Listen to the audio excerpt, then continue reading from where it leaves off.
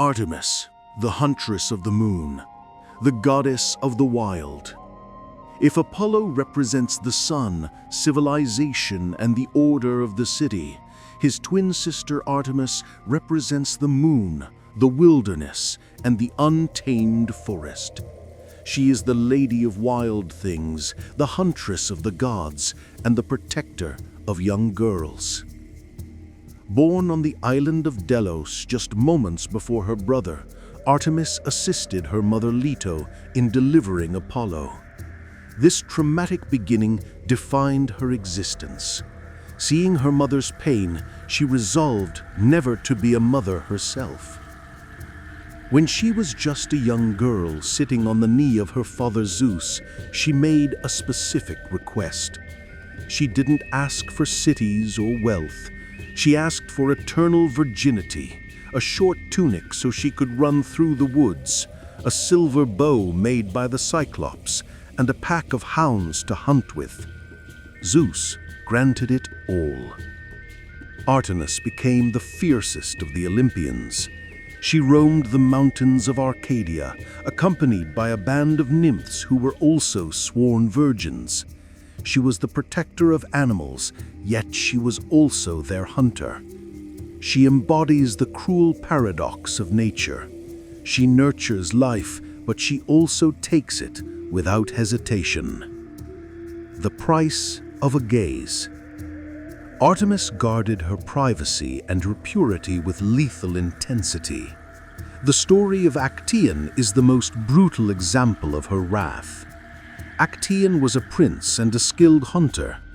One day, while wandering through the forest, he accidentally stumbled upon a sacred grotto. Inside, Artemis and her nymphs were bathing in a spring. For a mortal man to see the naked body of a virgin goddess was a crime punishable by death. But Artemis didn't just kill him. She wanted him to feel the terror of the prey he so loved to hunt. She splashed water onto his face, and his body began to warp.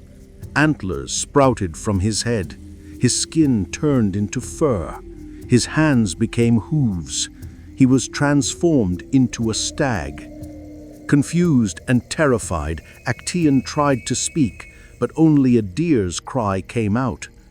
At that moment, his own hunting dogs caught his scent.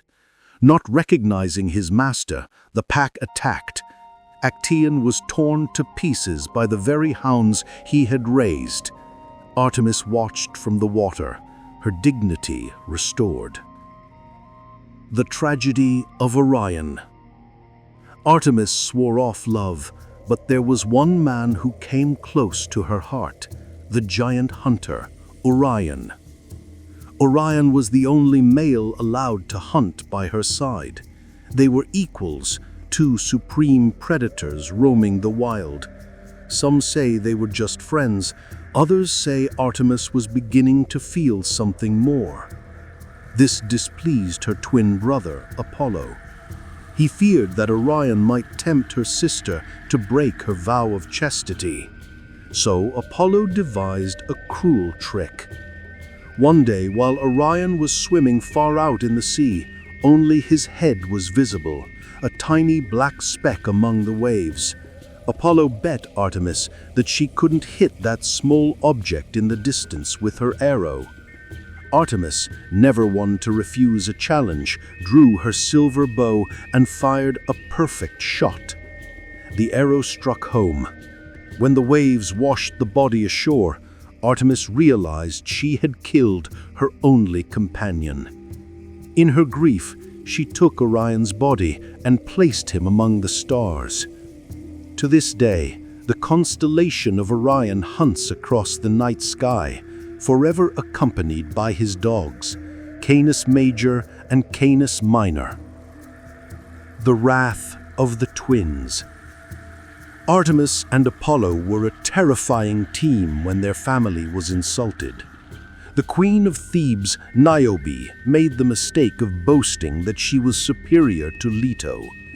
Leto has only 2 children, Niobe bragged, but I have 14, 7 sons and 7 daughters. I am clearly the more blessed mother." The twins heard this insult. They descended to Thebes. Apollo shot all 7 sons with his golden arrows, and Artemis shot all 7 daughters with her silver arrows. They didn't miss a single shot. Niobe was left with nothing but corpses.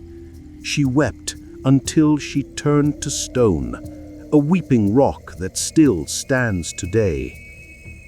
Yet Artemis was also capable of mercy, though it was often grim. When the Greek fleet was gathering to sail to Troy, King Agamemnon offended her by killing a sacred deer. Artemis stopped the winds, stranding the ships. She demanded a sacrifice, Agamemnon's own daughter, Iphigenia. Agamemnon, driven by ambition, agreed. But at last moment, as the knife was about to fall, Artemis took pity. She replaced the girl with a deer on the altar and whisked Iphigenia away to become her priestess in a distant land. The untamed spirit. Artemis is a complex figure. She is the protector of childbirth who never gave birth. She is the hunter who protects wildlife. She is the moon that illuminates the dark forest. She represents the part of the world that belongs to itself, not to humanity. She is the wilderness that cannot be conquered, the instinct that cannot be civilized. In a world dominated by men and kings, Artemis answers to no one but herself.